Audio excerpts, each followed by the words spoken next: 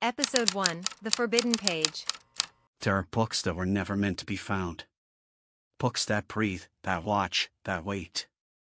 I found one. And the moment I opened it, I stopped being just a reader, I became part of the story. My name is Elliot. And if you're reading this, it means I survived long enough to write it down. I need you to understand something before I begin. I am not a superstitious person. I don't believe in curses, or fate, or things that go bump in the dark. I'm a researcher. I deal in facts, in sources, in verifiable evidence. I have spent 15 years in archives exactly like this one, cataloging the past, and in all that time, nothing has ever frightened me.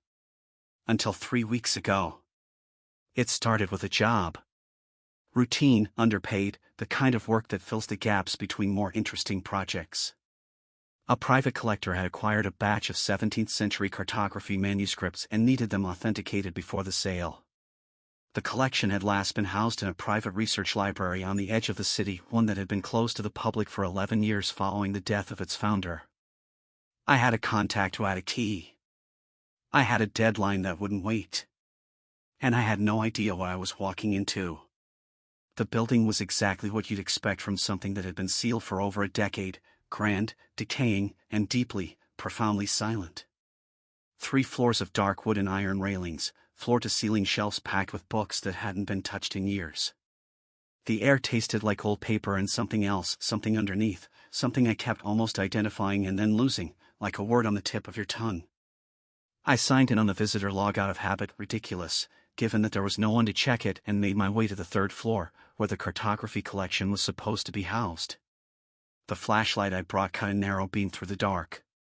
The shadows between the shelves were thick and absolute, the kind of dark that feels inhabited.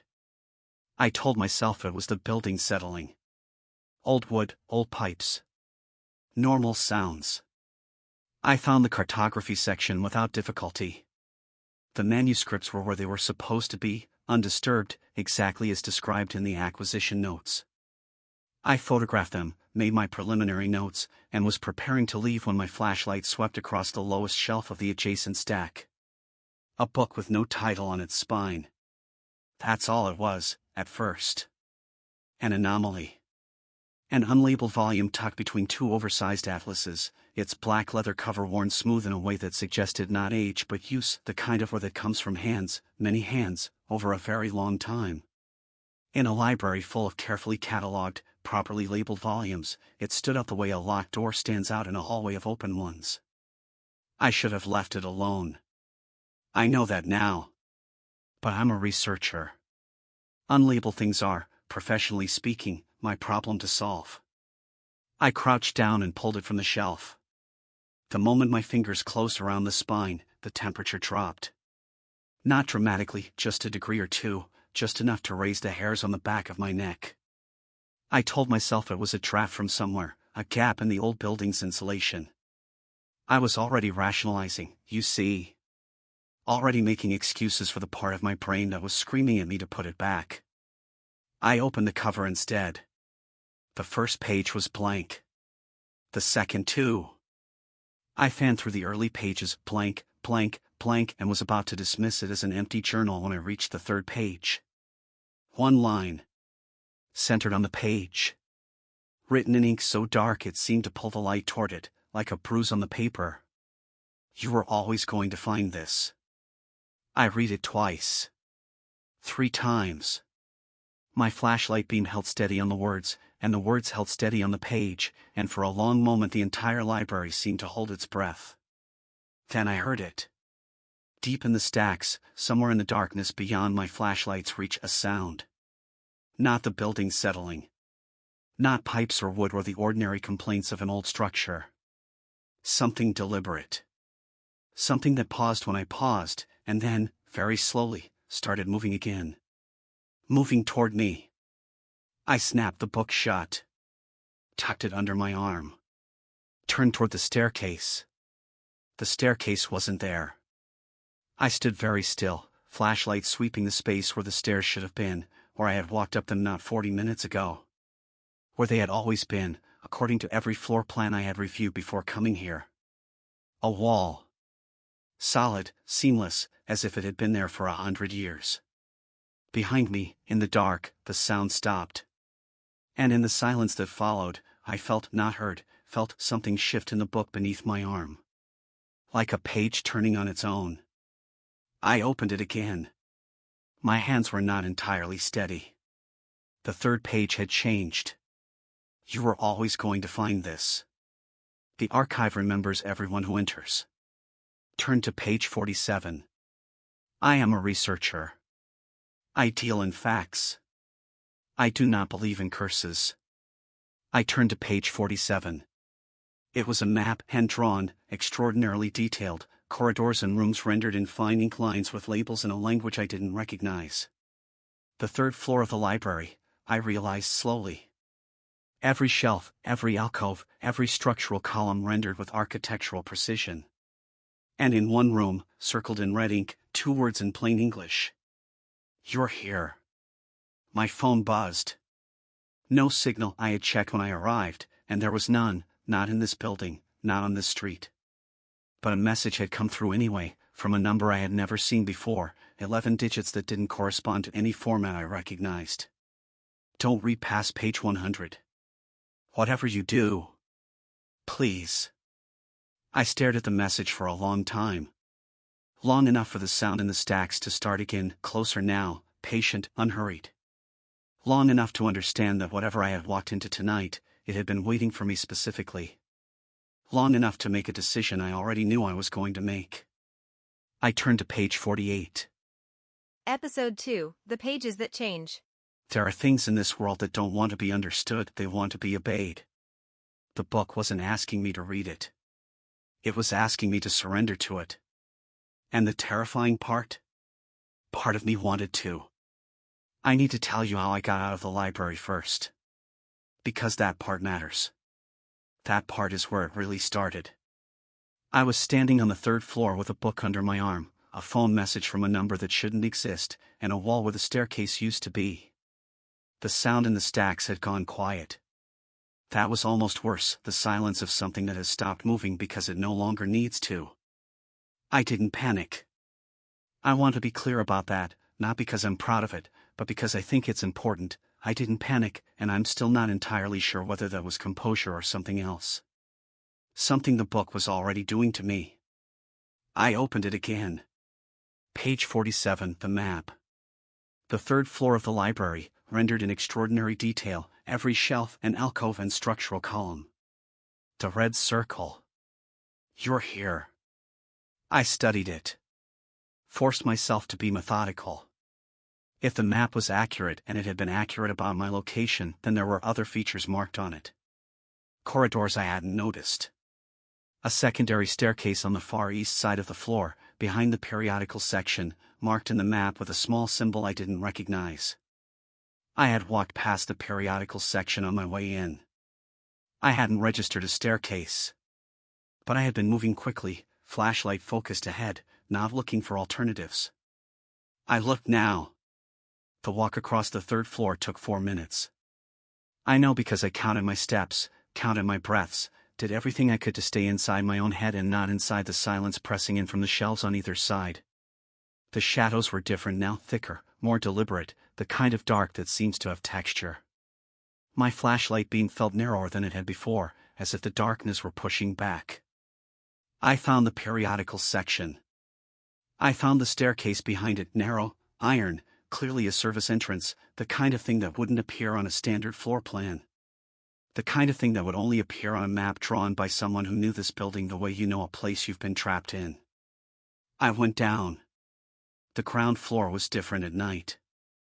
I had come in through the main entrance, through the grand foyer with its vaulted ceiling and its rows of dark wood display cases, and I had thought, old, impressive, dead. Now, moving through it with a flashlight and a book that was rewriting itself under my arm, I thought, watching. Every portrait on the wall. Every glass case with its carefully arranged artifacts. The visitor log on the front desk, open to the page where I had signed my name 40 minutes ago. I stopped at the log. Looked at my signature. There was a second signature below mine. Same page, same ink color, written in a hand I didn't recognize. No name, just a date. 11 years ago. And beside it, in small careful letters. It follows you home. I stood there for a moment. Then I closed the log, tucked the book more firmly under my arm, and walked out. The night air hit me like cold water. I stood on the front steps of the library and breathed it in, exhaust fumes and damp pavement and the distant smell of rain, and it was the most ordinary, most beautiful thing I had ever experienced. The city was still there. Traffic lights cycling through their colors at the empty intersection. A cat watching me from the top of a parked car. The ordinary world, indifferent and intact. I walked home. 40 minutes on foot, because I didn't want to be in an enclosed space, not a cab, not the underground, not anywhere I couldn't see all four walls at once. The book was in my bag, wrapped in my jacket, and I was aware of it the entire time the way you're aware of a wound, not always in the foreground, but never entirely absent. I kept checking my phone. The message was still there, the 11-digit number, the warning about page 100. I tried to call it back. The call wouldn't connect. I tried to search the number. Nothing. I tried to screenshot the message to send to someone, anyone, and the screenshot came out blank. Just like the photographs of the pages. Whatever this was, it existed in a layer of reality that cameras and screenshots couldn't reach. It could only be witnessed directly. Personally. One reader at a time. I thought about that for the rest of the walk home. I didn't sleep that night. I sat at my desk with the book in front of me, the lamp casting a narrow circle of yellow light across its black cover, and I told myself I was going to be rational about this. I was going to approach it the way I approached everything, methodically, skeptically, with the kind of careful distance that separates a researcher from his subject. I lasted about 4 minutes. The problem was page 48. I had turned to it in the library, in that cold, dark room with the missing staircase and the sound moving through the stacks, and I had read it. One paragraph. Dense, archaic prose that I had barely processed in the moment, too focused on the sound, on the wall where the stairs should have been, on the message on my phone. But now, sitting at my desk in the ordinary light of my ordinary apartment, I turned back to page 48. It was different. Not slightly different. Not a trick of memory or the distortion of fear. The paragraph I had read in the library was gone. In its place was something new, a passage I had never seen before, written in the same dark ink, in the same careful hand. You brought me home. That was the first test. You passed. I closed the book. Opened it again. Page 48. Same words. I am a researcher. I have spent 15 years working with primary sources, manuscripts, letters, journals, documents that have survived centuries of handling and storage and the general indignity of time. I know what old ink looks like. I know the difference between fading and freshness, between a page that has been written on recently and one that has not been touched in decades. This ink was fresh. I got up from the desk and walked to the kitchen and stood at the sink for a while, running cold water over my wrists. The water helped. The ordinary sound of it, the ordinary sensation. I was in my apartment. The door was locked. The book was on my desk. I went back. Page 48 had changed again. You keep closing me. That's all right. You'll stop, eventually. My first instinct was to photograph it, document the change, create a record, treat it like evidence. I grabbed my phone and opened the camera. Held it over the page. The photograph showed blank paper. I checked the screen, checked the page, checked the screen again. The words were clearly visible to my naked eye, dark, deliberate, unmistakable. But through the camera lens, through any intermediary, nothing. White paper. Empty. Whatever was in this book, it didn't want to be recorded. It only wanted to be read. I put the phone down and sat with that for a moment. Then I turned to page 49. It was a list. Names, dozens of them, written in different hands, different inks, different scripts. Some I recognized as archaic forms of English. Some I didn't recognize at all. Each name had a date beside it, and beside the date, a single word or short phrase. Most of the phrases were in languages I couldn't identify. But a few were in English. Still searching. Couldn't stop. Chose wrong. Never left. And at the bottom of the list, in ink darker and fresher than all the others, 2 entries side by side. The first was a woman's entry, no full name, just initials followed by a date from 11 years ago, and beside it, found the way out. Left this for you. The second entry had no name. No date. Just a blank space, waiting. And beside it, in that same dark ink. You. I stared at it for a long time. 11 years ago. The library had been closed for 11 years, following the death of its founder. The signature in the visitor log. It follows you home. The same date. Someone had been in that library before it closed. Someone had found this book, read it, survived it, and left a message. For whoever came next. I turned the page. Page 50 was a letter. Addressed to the next reader, written in a hand that was careful and precise and deeply familiar with the book's nature. If you're reading this, you've already made the first mistake, you took it home. I understand. I did the same thing. The book makes you feel like you're in control, like curiosity is a virtue and not a leash. It isn't. But it's too late for warnings about that now, so let me tell you what I learned instead. The book feeds on attention. Every time you read it, it reads you back. It is building a map of you, your fears, your patterns, your particular flavor of obsession. The more you engage, the more detailed that map becomes. And once the map is complete, it doesn't need you to choose anymore. There is a way out. I found it. But I can't tell you what it is. The book changes the pages when it suspects you're being helped. What I can tell you is this: the answer is somewhere in the first 100 pages. The person who warned you on your phone was right. Do not read past page 100. Not yet. Not until you understand what you're looking for. Look for the annotations. I left them in the margins. The book can't erase what's written in pencil. I don't know why, but it can't. Follow them. You're not alone in this. You never were. I sat back and looked at the ceiling for a long time. Then I looked at the margins of page 50. And there, in faint pencil, so faint I had missed it entirely on first reading, was a single small annotation. An arrow, pointing back toward the beginning of the book. And beside it, 3 words. Start with 1. I turned back to page 1. It wasn't blank anymore. Episode 3, What the Margins Know. The most dangerous thing about a trap isn't the moment it closes around you. It's the moment you realize you walked in willingly and some part of you is glad you did. Page 1 wasn't blank anymore. I want you to understand what that meant. I had held this book in my hands in the library. I had fanned through the first pages myself, watched them pass under my fingers, blank, blank, blank, and dismissed it as an empty journal. That had been less than 2 hours ago. I had been sober, alert, frightened but functional. I had seen those pages. They were not blank now. The text began mid-sentence, as if I had opened a book that had been in the middle of being written, as if the author had simply been waiting for me to look away long enough to finish the thought. The handwriting was different from the passages on page 48.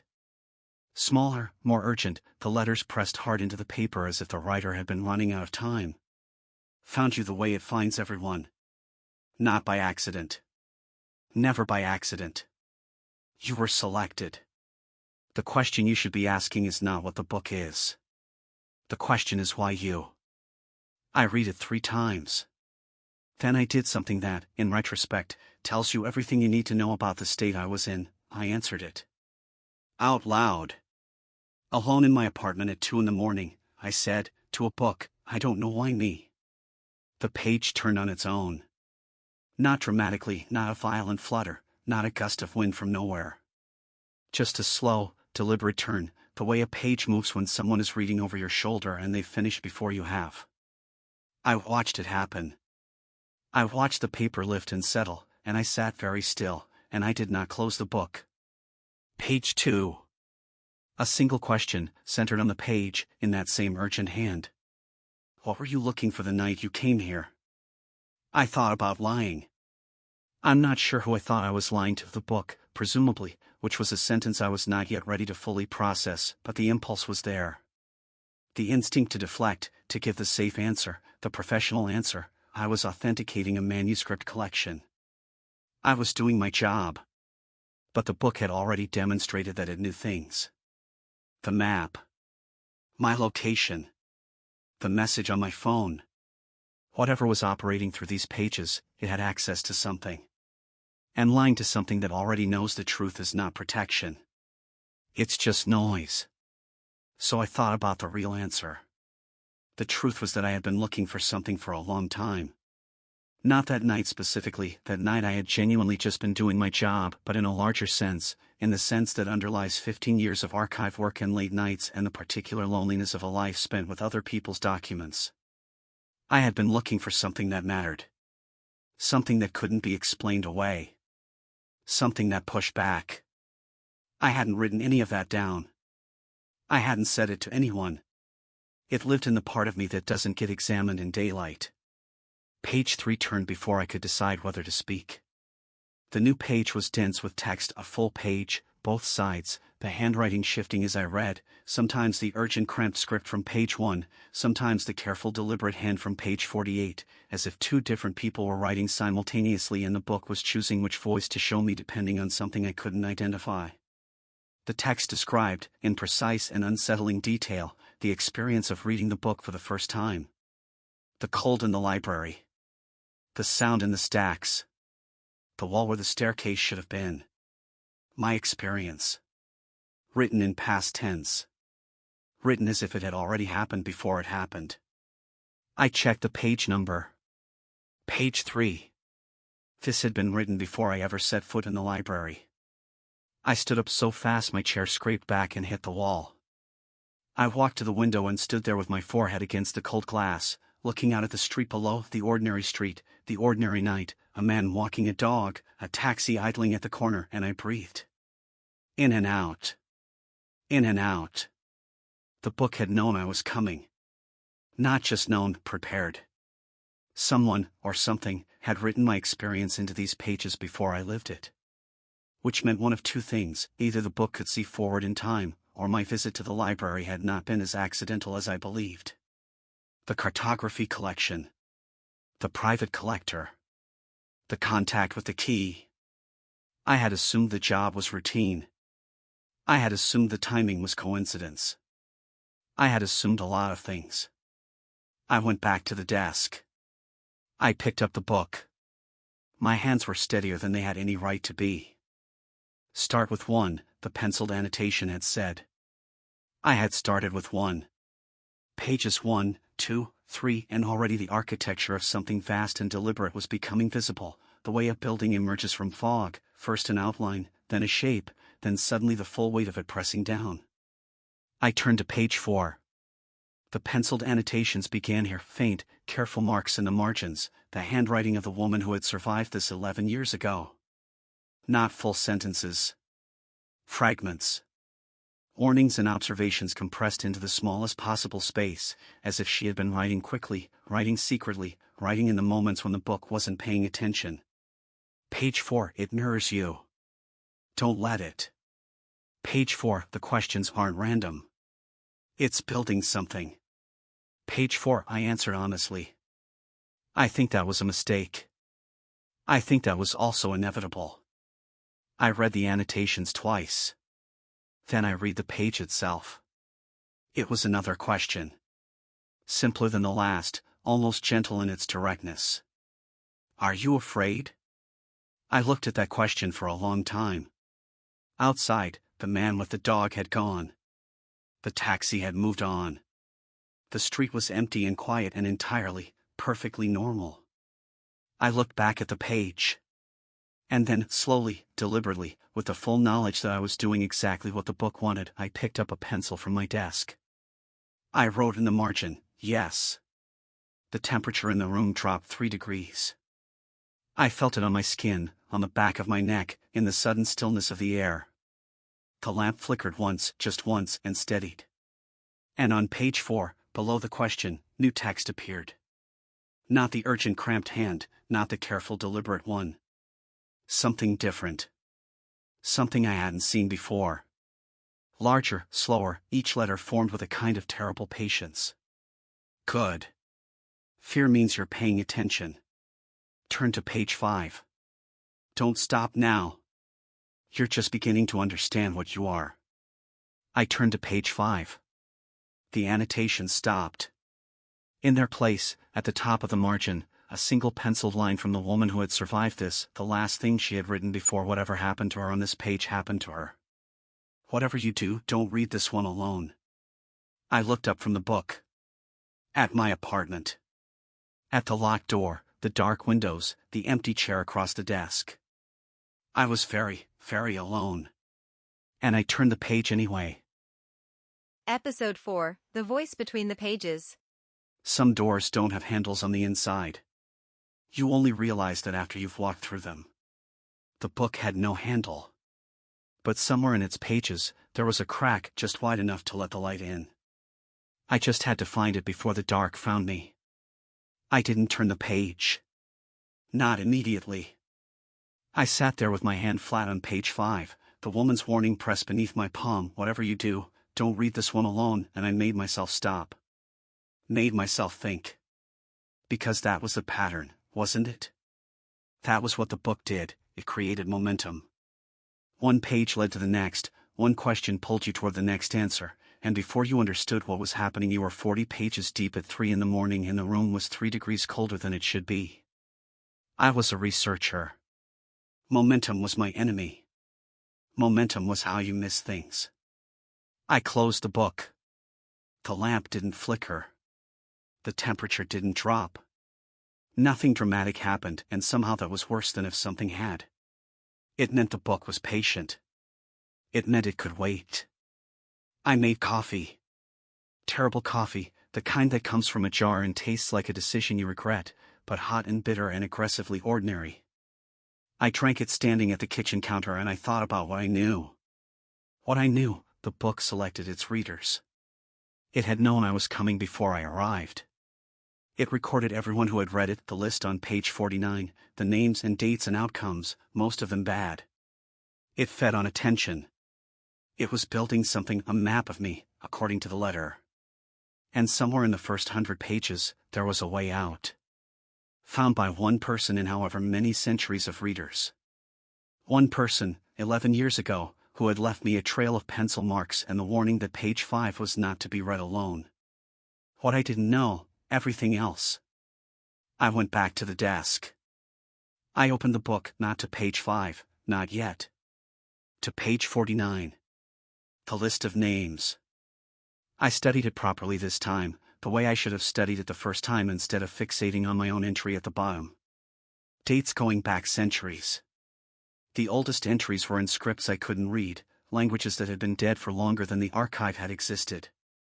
But the more recent ones, the last 50 years or so, were in English, and I read each one carefully, looking for patterns. Most of the outcomes were bad. Never left. Couldn't stop. Chose wrong.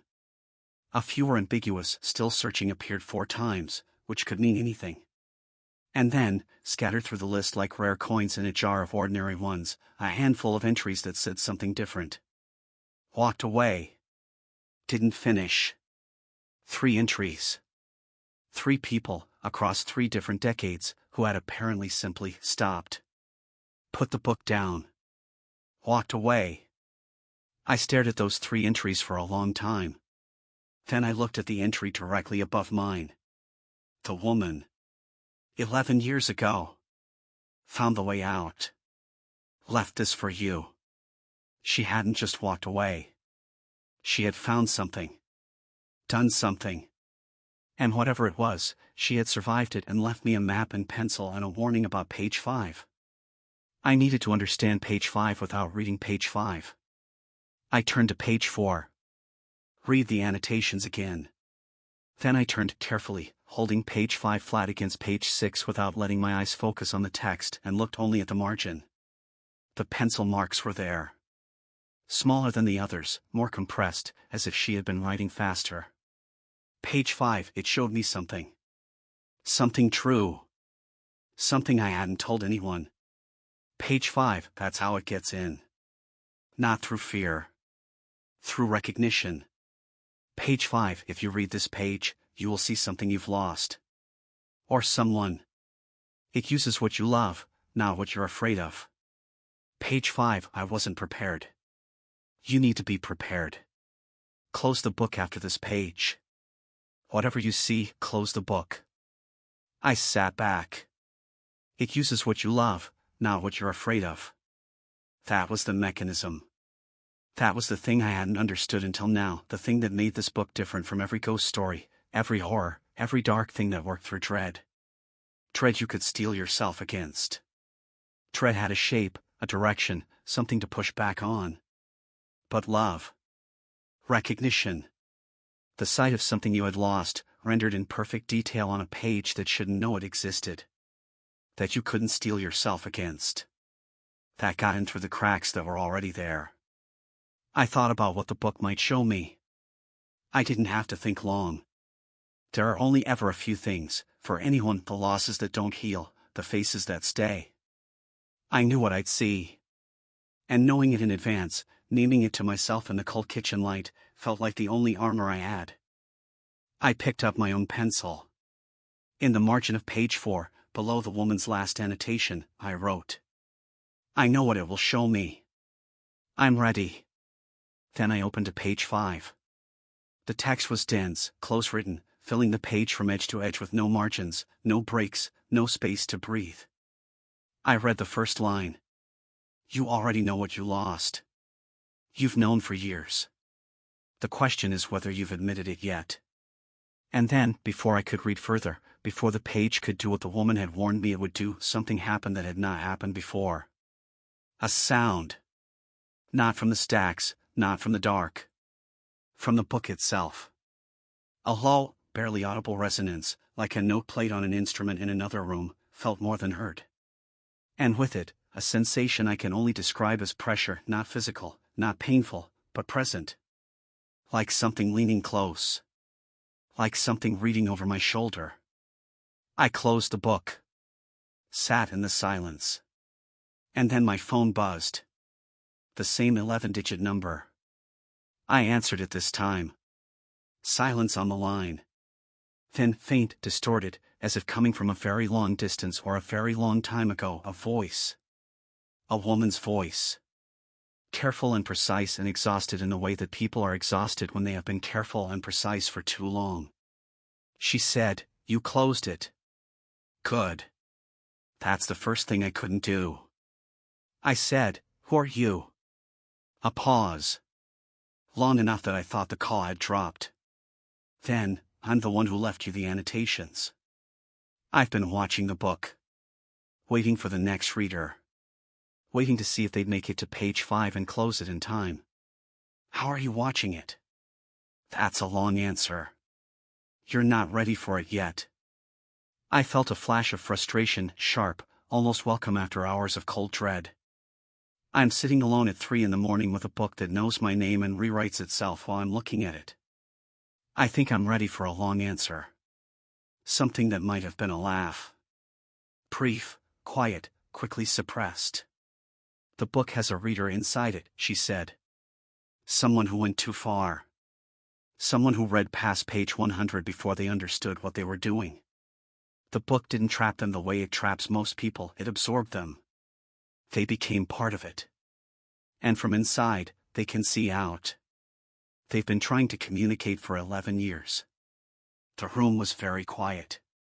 The annotations, I said slowly. The letter. The warning on my phone. All of them, she said. Every message you've received since you walked into that library. Then who are you? Another pause. Shorter this time. I'm the one who got out, she said. And I need you to understand something before you go any further. The way out isn't in the book. It never was. I lied, I had to, because the book reads the pages and I couldn't let it know what I was telling you. Then where is it? but the line had gone dead. I sat with the silent phone in my hand and the closed book on the desk in front of me, and for the first time since I had walked into the library, I felt something shift, not fear, not dread, but something colder and more clarifying. The book had a prisoner inside it. And the woman who had escaped was lying to the book to protect me. I didn't know yet what that meant. I didn't know yet what I was going to have to do. But I knew with the particular certainty that comes not from evidence but from the deep animal part of the brain that recognizes danger and also, sometimes, recognizes purpose, that I was not just a reader anymore. I was the only person who could answer the phone. Episode 5, The Name Inside the Book. The truth doesn't always set you free. Sometimes it just shows you exactly how small the cage is and exactly how long you've been inside it without knowing. I didn't sleep. Not because I couldn't, though I couldn't, but because sleeping felt like a concession. Like turning my back on something that was still in the room. The book sat on my desk exactly where I had left it, closed, patient, and I sat across from it in the kitchen doorway with my second terrible coffee and watched it the way you watch something you don't trust to stay still. It stayed still. That was almost worse. By the time gray light started coming through the windows, I had made a list. Not on my phone. I didn't trust my phone anymore, not after the blank screenshots, not after the call from a number that shouldn't exist. On paper, with a pen, the old-fashioned way that leaves a physical record that cameras and signals can't erase. 3 columns. What I knew. What I suspected. What I needed to find out. The 3rd column was the longest. What I knew, by that point, was this: the book selected its readers deliberately. It had known I was coming. It fed on attention and built a psychological map of whoever was reading it. It couldn't be photographed.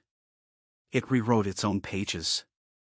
It had a list of every reader going back centuries, most of whom had not ended well. One person had escaped 11 years ago and had been watching the book ever since, leaving annotations, sending warnings, waiting for the next reader. And somewhere inside the book, absorbed into it, trapped in it, able to see out but not get out, was a person. A reader who had gone too far. I wrote that last item in the 3rd column too. Who was inside it?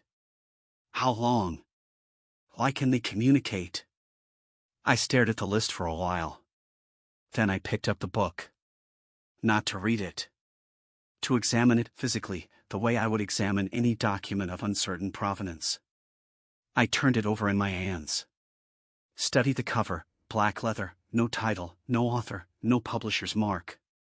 The binding was hand-stitched, the thread dark and even, the kind of work that suggested either great age or great care or both. The pages were thick, slightly yellowed at the edges but not brittle. The book was old. How old, I couldn't say without proper analysis, but old enough that its existence in a private archive rather than a museum collection was itself a kind of answer. Someone had kept it hidden deliberately. I opened to the inside front cover. I had looked here before, briefly, in the library. Blank, I had thought. But I had been moving quickly, flashlight in hand, not looking carefully. I looked carefully now. In the very bottom corner of the inside cover, almost invisible against the dark end paper, was a stamp. Small, rectangular, the ink faded to near nothing. I angled the book toward the window light and read it. Removed from circulation. Reason, harm to reader. Date of removal, illegible. Authorization, illegible. Removed from circulation. Which meant it had been in circulation. Which meant somewhere, at some point, someone with the authority to make that decision had decided this book was dangerous enough to pull from wherever it had been and lock it in a private archive and close that archive to the public and, apparently, die before they could do anything more permanent about it. The founder of the archive. Dead 11 years ago. The same year the woman on the phone had gotten out. I wrote that down. Then I turned to page 5. I know what the annotation said. I know what the woman on the phone had implied: close the book after this page, whatever you see. But she had also told me the way out wasn't in the book, and then the line had gone dead, and I had spent the entire night sitting with that incomplete sentence like a splinter I couldn't reach. I needed more. I needed to understand what page 5 did, what it showed, how it worked, because if I was going to find a way to help whoever was trapped inside this book, I needed to understand the mechanism. All of it. I read page 5. I'm not going to tell you what I saw. Not yet. Some things need to stay private a little longer, not because they don't matter, but because they matter too much, and because the book was right that I hadn't admitted it yet, and saying it out loud, even here, even now, feels like opening a door I'm not sure I can close again. What I will tell you is this: it was real. Whatever the book showed me, it wasn't a hallucination or a trick of tired eyes or the product of a mind under stress. It was a memory, specific, detailed, accurate in ways that a book with no access to my life had no right to be accurate. And it hurt in the precise way that only true things hurt, the way that fabrications never quite manage because they always miss some small detail that the real thing never would. I closed the book after page 5. Like the annotation said. I sat with what I'd seen for a long time. And then, because I am, at the end of everything, a researcher, and researchers do not stop at the thing that hurts, they go through it, I picked up my pencil and I wrote in the margin of page 5, below all of the woman's annotations. I saw it. I closed the book. I'm still here. I turned to page 6. The annotations resumed. Smaller now, more urgent, the pencil pressed harder into the paper. Page 6, this is where it starts asking for things. Page 6, it will ask you to write your name. Don't. Page 6, I wrote mine. That's how it kept me. That's how it keeps everyone. I read that 3 times. Then I read page 6. It was the gentlest page yet. Almost conversational, the frantic energy of the earlier passages smoothed out into something that felt, unsettlingly, like a voice I recognized. Not a specific person's voice. My own. The cadence of my own internal monologue, the particular rhythm of the way I think when I'm working through a problem, rendered on the page with an accuracy that made my skin go cold. The book had been building that map. And now it was using it. The page said, in my own rhythm, in my own cadence. You're close to understanding. You can feel it, can't you, the shape of the thing, just at the edge of comprehension. You've always been good at this. Finding the pattern in the noise. Seeing what others miss. That's why you're here. That's why it had to be you. All I need is your name. Just your name. Written here, in this margin, in your own hand. A record. An acknowledgement that you were here, that you read this, that you understood. That's all. You sign your work. You always have. This is no different. I put the pencil down.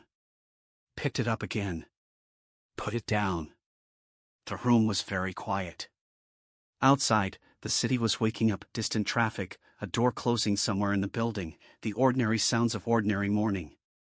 And here I was, sitting at my desk, arguing with myself about whether to write my name in a book that I now need use names as locks. That's how it kept me, the annotation said. That's how it keeps everyone. I looked at the list on page 49. All those names. All those dates. All those outcomes. I looked at the 3 entries that said walked away. Didn't finish. They had no names beside the dates. Just the dates, and the outcome, and the blank space where a name should have been. They hadn't written their names. That was it. That was the thing, not the whole answer, not the way out, but the edge of it, the first true piece of it. The book needed the name. The name was the mechanism. Write it and you were recorded, catalogued, held the map complete, the lock closed. Don't write it and you remained, in some essential way, outside its reach. I understood, suddenly, why the woman on the phone had said the way out wasn't in the book. It wasn't about finding something inside the pages. It was about what you refused to give. I picked up the pencil one more time. And in the margin of page 6, in the space where the book was waiting for my name, I wrote 3 words instead. Not today. Not ever. The lamp flickered. The temperature dropped. And from somewhere inside the closed pages, not a sound, not quite, but the impression of one, the ghost of one, something that might have been a voice said a single word. A name. Not mine. the name of the person inside the book. Episode 6, The One Who Was Left Behind. There are moments when the truth arrives not like a revelation, but like a memory you didn't know you'd lost. Quiet. Inevitable. And far too late to change what it means. I sat very still. The name had come from inside the book, not spoken, not written, not transmitted through any channel I could name or explain. It had arrived the way certain things arrive in the moments between sleeping and waking, complete, certain, already fully formed, as if it had always been there and I had simply stopped being too loud to hear it. A name. One name. And with it, the absolute conviction that this was not a trick, not the book manipulating me, not another layer of the mechanism designed to pull me deeper. This was different. This was someone reaching through from the other side of something I didn't yet fully understand, using the last of whatever strength they had, to make sure I knew they were there. I opened the book. Not to a specific page. I just opened it, let it fall where it wanted, the way you do with something you've stopped being afraid of and started, cautiously, to trust. It opened to page 61. The page was different from anything I had seen before. No dense prose, no questions, no carefully constructed sentences designed to mirror my own thinking back at me. Just a single paragraph, written in a hand I hadn't seen yet, shaky, uneven, the letters formed with enormous effort, as if the act of writing them cost something. I've been trying to reach the outside for a long time. I don't know how long. Time doesn't work the same way in here. I know someone is reading.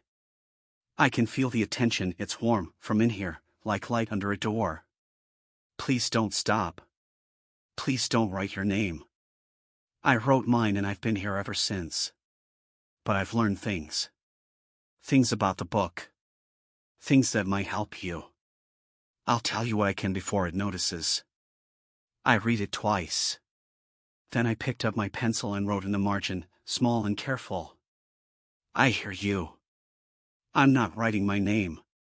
Tell me what you know. I watched the page. For a long moment, nothing. Then, slowly, letter by letter, as if being pressed through from the other side of something very thick, new text formed beneath the paragraph. The book is not the trap. The book is the door. The trap is the name. Always was. I understand that now. I wrote, how do I get you out? The response took longer this time. When it came in fragments, the letters uneven, some of them fading before they fully formed. There is a page. Near the end. Page 97.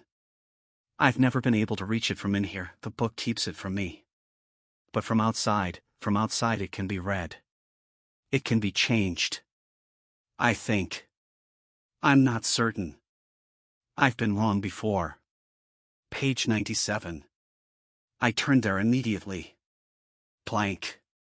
Completely, perfectly blank, not the blank of an unwritten page, but the blank of something that had been removed. Erased.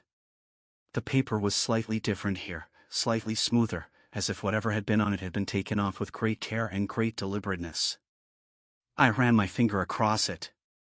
Held it up to the window light. Faint impressions. The ghost of text, pressed into the paper from the writing but no longer visible on the surface. Someone had erased page 97. I went back to page 61. Wrote, it's been erased. I can feel the impressions but I can't read it. The response came faster this time, as if the person inside had been expecting this. Then you need the letter. The full letter. Not the version in the book, the original. She took it with her when she got out. The woman who left the annotations. She took the original letter because she knew the book would eventually erase what she'd written inside. The original has the page. The full text of page 97. She kept it. I sat back. The woman on the phone. The one who had gotten out 11 years ago. She hadn't just been watching the book, leaving annotations, sending warnings. She had taken something with her. Something the book couldn't reach. Something that was, apparently, the key to all of this, and she hadn't told me. She had called me, spoken to me, and she had not told me. She said the way out wasn't in the book, I wrote. She was right. It's with her. She's afraid, came the response. She's been afraid for 11 years. Getting out cost her something. She doesn't talk about it. But she's been watching every reader since me, and none of them made it to page 6 without writing their name. You're the first. I looked at that for a long time. The first.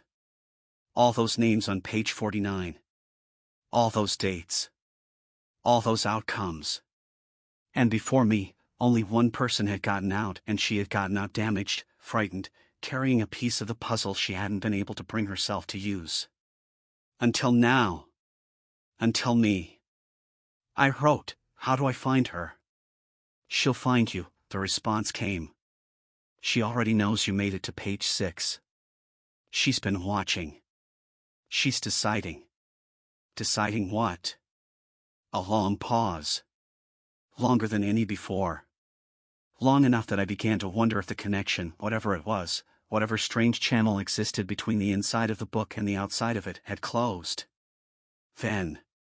Whether you're worth the cost of finishing this. I put the pencil down. Outside, the morning had fully arrived, bright, ordinary, indifferent. Somewhere in the building a radio was playing. The smell of someone's coffee drifted under my door. The world was going about its business with the magnificent unconcern it always had, and here I was, sitting at my desk, conducting a conversation with someone trapped inside a book, waiting to be judged worthy by a woman I had never met. My phone buzzed. The 11-digit number. I answered before the second buzz. You made it to 61, she said. No greeting. No preamble. Her voice was the same as before, tearful, exhausted, precise, but there was something else in it now. Something that might have been relief, or might have been the particular tension of someone who has been waiting a very long time for something and is not yet sure it's really happening. I did, I said. They told me about page 97. They told me you have the original. Silence. They're still in there, she said finally. It wasn't a question. Yes. Another silence. Longer. I waited. I got out, she said, because I found page 97 before the book erased it. I read it. I understood what it was asking. And then I made a choice that I have spent 11 years not being sure was the right one. A pause. I copied the page before I left. Word for word, by hand, on paper I brought in with me. Because I knew even then that it would erase it. That it always erases it. That every reader who comes after would need it and wouldn't have it. Why didn't you tell me? I asked. When you called. Why didn't you just tell me? Because the book listens to phone calls, she said quietly. It's been listening to this one. Everything I've told you, it already knows. But it doesn't matter anymore. Another pause, and when she spoke again her voice had changed, something resulted in it, something that had been held in tension for 11 years finally, carefully, released. It doesn't matter because you didn't write your name. And that means you're the one. The one for what? To finish what I started, she said. To read page 97.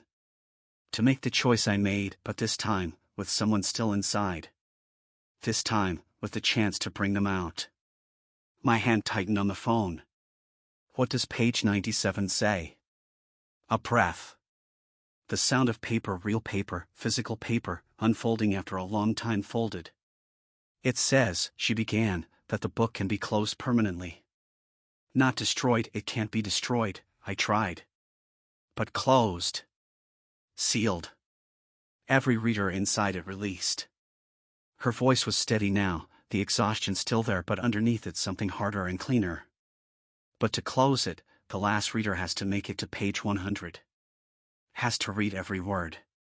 Has to understand what the book is, not what it does, but what it is. And then has to choose, with full knowledge of the cost, to close it. What's the cost? The silence this time was different. Not hesitation. Not fear. The silence of someone choosing their words with absolute care because the words matter absolutely. You'll understand when you get there, she said. I can't tell you in advance.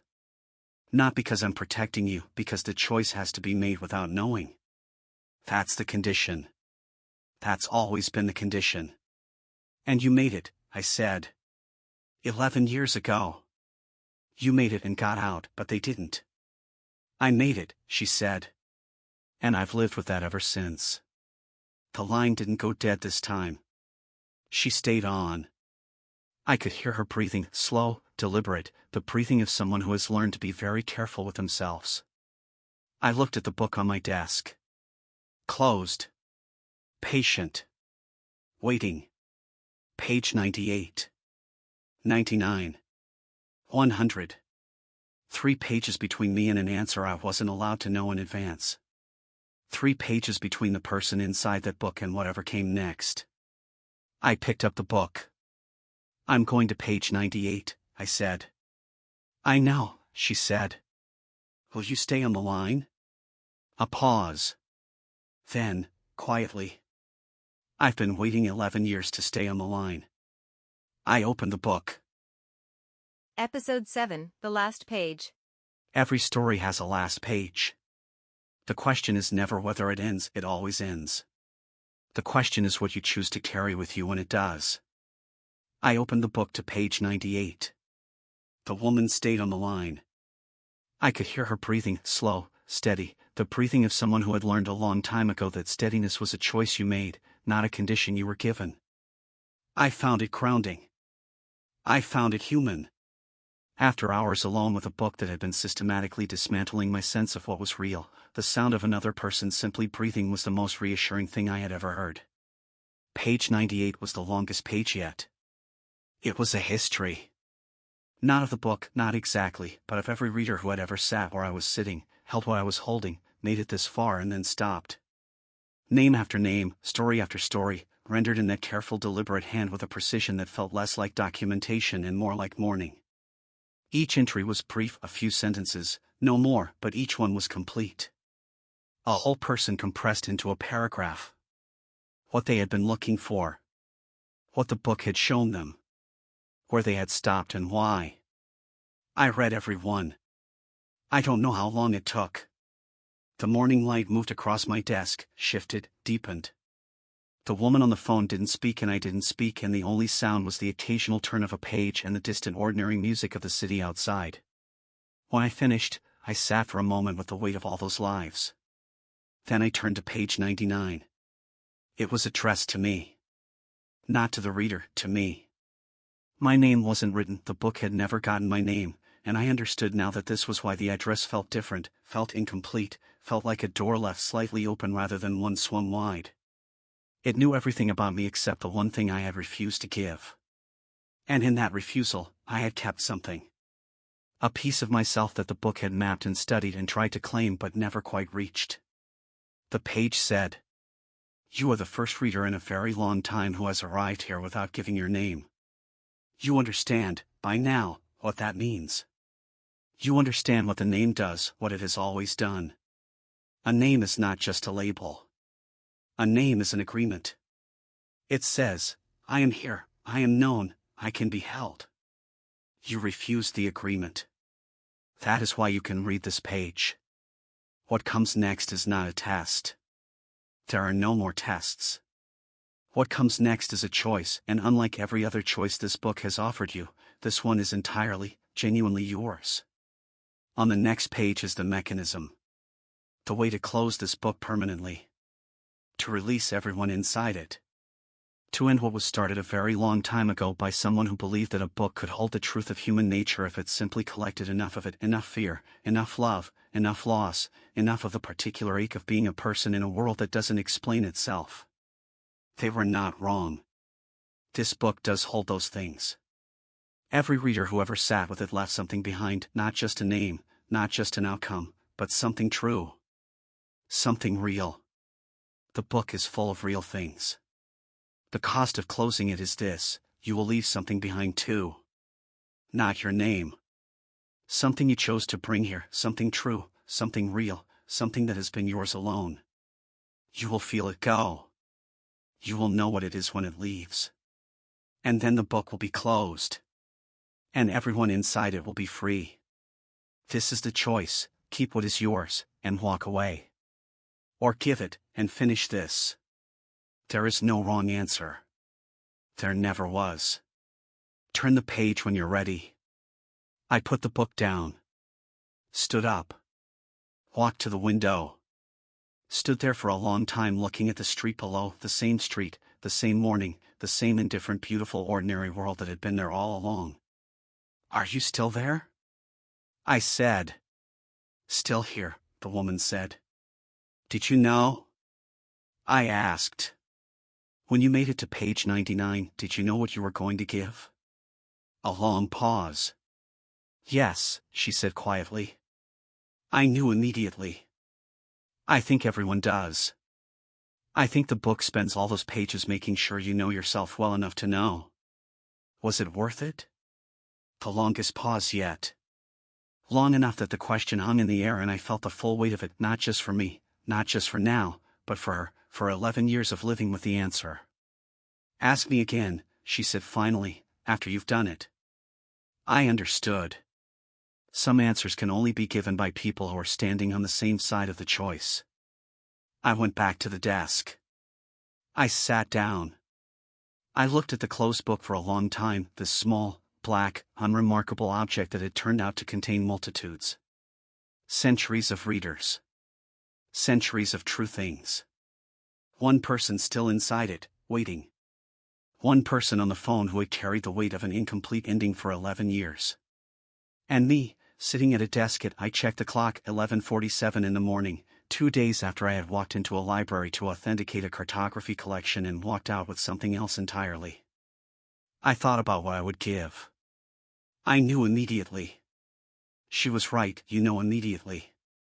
The book had spent 99 pages making sure of it. I picked up the book. "I'm turning to page 100, I said. "I know," she said. And then, very quietly, "Thank you." I opened to the last page. Page 100 was almost empty. After everything, after the dense histories and the shifting handwriting and the questions and the lists and the letter and the map, after all of it, the last page was nearly bare.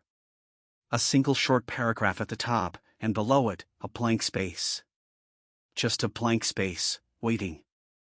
The paragraph said, "Write what you're leaving behind. Not your name, never your name. Write the thing itself. In your own words. In your own hand. And then close the book." I picked up my pencil. I thought about what I was giving. I held it in my mind, turned it over, looked at it from every angle, made sure I understood what it was and what it meant and what the world would feel like without it. I wanted to go in clear. I wanted to go in with my eyes open. Then I wrote. I'm not going to tell you what I wrote. But I will. I wrote about the version of myself I had been protecting for 15 years. Not a person, not a memory, a belief. The belief that if I stayed small enough, quiet enough, useful enough to other people's stories, I would never have to risk being wrong about my own. I had built a career out of it. A life out of it. 15 years of archives and other people's documents and the particular safety of a world where everything important had already happened and all I had to do was understand it. I wrote that down. The whole architecture of it, in plain language, without the qualifications I usually reached for. And then, beneath it, one sentence. I think I've been more afraid of my own story than of anything this book could show me. I sat with it for a moment. Read it back. Let it be true in the way that written things are true, fixed, irrevocable, witnessed. Then I closed the book. The sound it made was very small. Not a crack, not a slam, just the soft, definitive sound of a cover meeting a page. The sound of an ending. And then silence, and then, from somewhere that was not quite the room and not quite inside my head but somewhere in the space between the two, a long, slow exhale. Like something that had been held for a very long time finally letting go. The temperature in the room rose. Gradually, gently, the way a room warms when the sun comes through a window, not dramatic, not sudden, just a slow return of ordinary warmth. I sat with my hand on the cover of the closed book. It's done, I said. On the phone, I heard the woman breathe. In and out. Once, twice. And then a sound I hadn't heard from her before, hadn't expected to hear, given everything, given 11 years of careful, exhausted precision. She laughed. Not a long laugh. Not a joyful one, exactly. It was the laugh of someone releasing something, the laugh that comes when the thing you have been bracing against for so long finally stops pressing. Relief and grief and something that was working its way, slowly, toward peace. It's done, she said. Are they out? I asked. The ones inside, are they? They're out, she said. I can feel it. I've been able to feel the book for 11 years, the weight of it, the pull of it, and right now, for the first time, I can't. A pause. It's quiet. It's just quiet. I looked at the book on my desk. It looked different. I can't explain exactly how. The cover was the same, the size was the same, the worn leather was the same. But something had gone out of it. The quality of presence it had carried since the moment I pulled it from the shelf, that sense of being watched, of being read, of something behind the pages paying close attention, was gone. It was just a book now. Old, handmade, full of centuries of handwriting. Just a book. I opened it to page 49. The list of names was still there. All of them, every reader, every date, every outcome. But the entries had changed. The words beside each name never left, couldn't stop, chose wrong, or gone. In their place, beside every single entry, the same 2 words. Released. Free. And at the bottom of the list, in the space that had been waiting for my name, still no name. Just the blank space I had protected. And beside it, in that final dark ink. Chose to finish. Thank you. I closed the book one last time. I called her back that evening. We talked for a long time, really talked, the way you can only talk to someone who has been through the same thing, who doesn't need the parts that are hard to explain because they already know them. She told me about getting out 11 years ago. What she had given. What it had cost her and what it had given back, slowly, over time. She told me about the years of watching the book, waiting for a reader who would make it far enough, and the particular loneliness of that vigil. I told her about the cartography collection. The contact with the key. The job that had turned out not to be a job. It was always going to be you, she said. I think I knew that. I think the book knew it long before either of us did. That should bother me more than it does, I said. It gets easier, she said. The feeling that you were chosen. It stops feeling like a trap and starts feeling like, I don't know. Like a reason. I thought about that. Outside my window the city was doing what cities do in the evening, lights coming on, people moving, the whole vast ordinary machinery of human life running its course. I had been awake for 36 hours. I had authenticated a cartography collection, found a book that shouldn't exist, refused to write my name, spoken to someone trapped inside the pages, and closed something that had been open for centuries. I realized, very hungry. And something else, something I noticed the way you notice the absence of a sound you've grown so used to you stopped hearing it. The weight I had written on page 100. The thing I had given. It was gone. Not painfully. Not like a wound. More like a room you've been living in for so long you've stopped seeing it, and then one day you walk out and realize how small it was. How much of your space it had been taking up. How much light is available when something that was blocking it is no longer there. I sat with that for a while. Then I got up, put on my coat, and went out to find something to eat.